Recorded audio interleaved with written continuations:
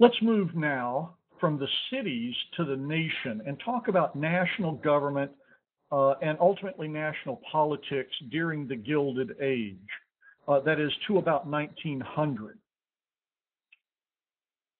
We have four issues that we want to look at in this lecture and the one that immediately follows it. We want to look at, and these are national issues, we want to look at the issue of the money supply and the gold standard, which was a presidential issue, not only in presidential politics, but also the presidents tended to be the people who pushed the money supply issue and took it under their wing to control, particularly those that enforced the gold standard. Congress sometimes tried to reimpose the silver standard or a bimetal standard, but the presidents usually led the charge to retain the gold standard, Republican or Democrat, during this period under consideration. And this is the issue we will talk about in this lecture. In the next lecture, we'll talk about creating a national market, which was a Supreme Court issue. We'll talk about tariffs and pensions, which was a congressional issue. And we'll talk about civil service reform, which was a popular issue, a presidential issue, and a congressional issue all together. First, let's look at the presidents of the Gilded Age. Unless you're really a buff of the presidency, the chance of you knowing very much about any of these six men is reasonably small.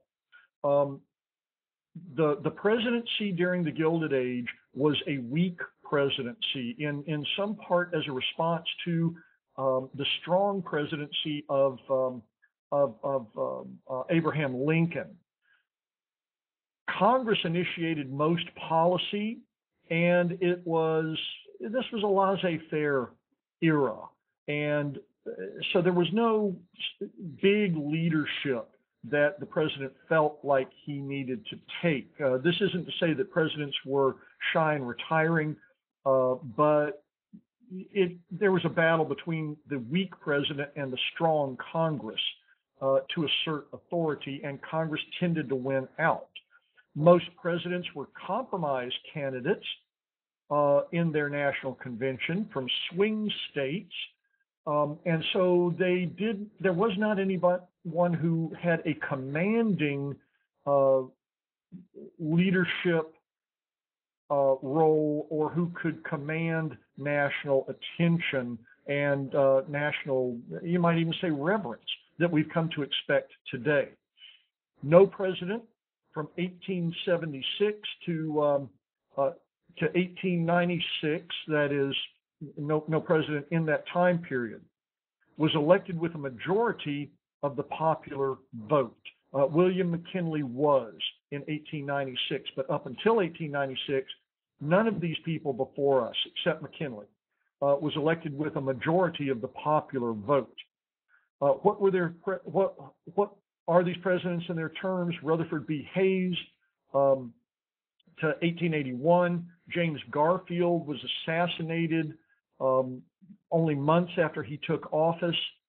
He was replaced by Chester Arthur, who served out the remainder of his term because Arthur was vice president and did not run again. Grover Cleveland is the only president to have been a two-term president, but separated by another president. So Grover Cleveland served from 1885 to 1889. He was a Democrat. Then Benjamin Harrison, grandson of President William Henry Harrison, served from 1889 to 1893. Then Grover Cleveland was reelected in 1893 to 97.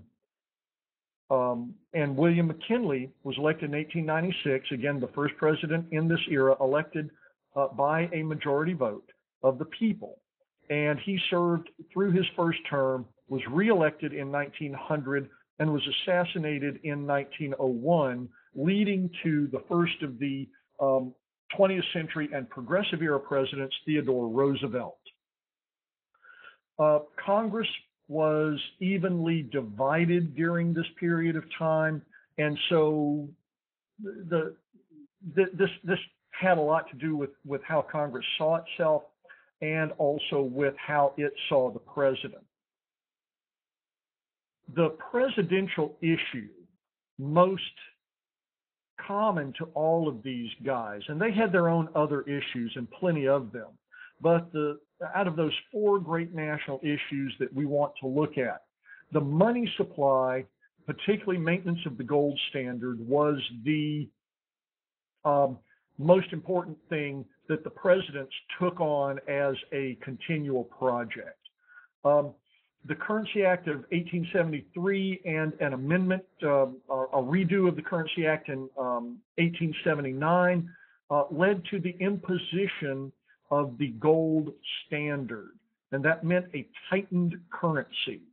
Some people refer to the Currency Act of 1873 as the crime of 1873, and it initiated a very long, slow-acting, monetarily driven deflation of the currency, which was very harmful to debtors, but was very, very beneficial to creditors. What is the gold standard? What do we mean by the gold standard? This was an era from 1873 until 1933 in which not only the United States, but all of the countries of the West, of the Western world, all of these big imperial trading partners imposed gold as the only form of money.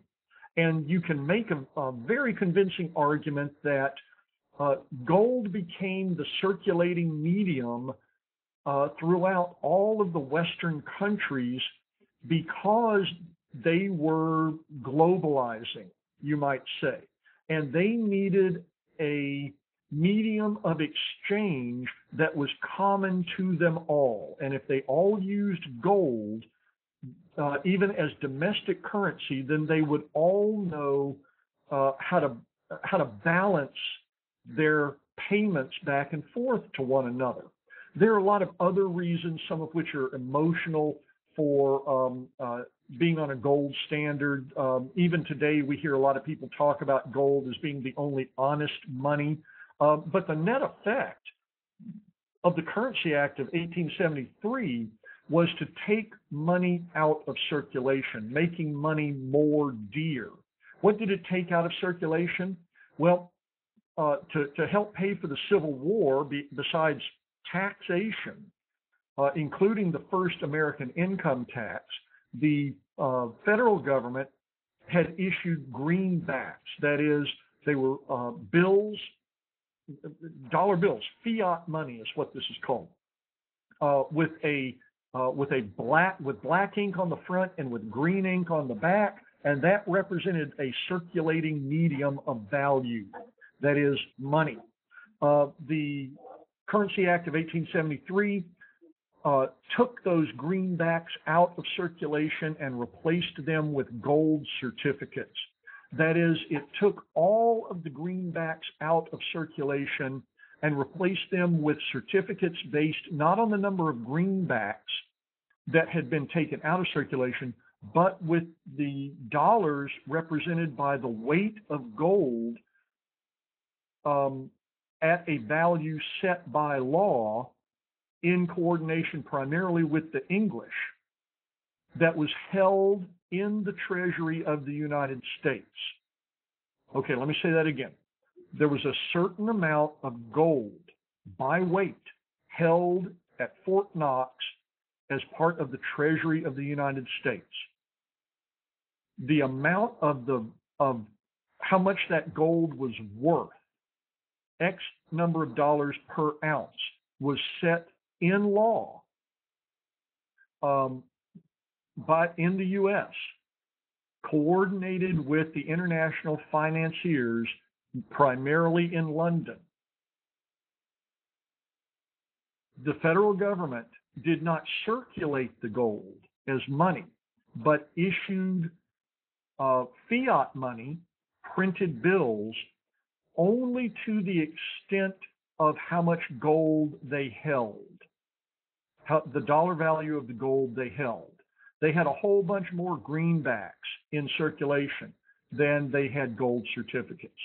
Furthermore, the Currency Act of 1873 and ultimately the Currency Act of 1879 demonetarized silver.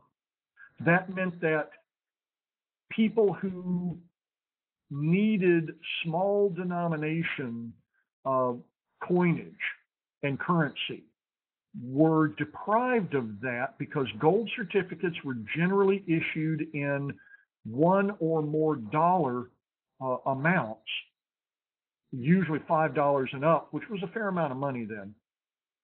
And silver coin had been used for $1, half dollars, quarter dollars, dimes, and nickels. And so if you were in a small economy, a small cash economy, you needed that kind of money. But the Currency Acts of 1873 and 1879 said that silver was no longer money. It demonetarized silver. Well, what was the result of all of this? All the greenbacks came out of circulation. All of the silver came out of circulation. Only gold and gold certificates. And there was a finite and small amount of gold that was not being added to at anywhere near the rate that the economy was growing. So money became more and more and more dear, more and more and more valuable. And it restricted the money supply, and this led to a long-term recession/depression, particularly at the lower end of the economy.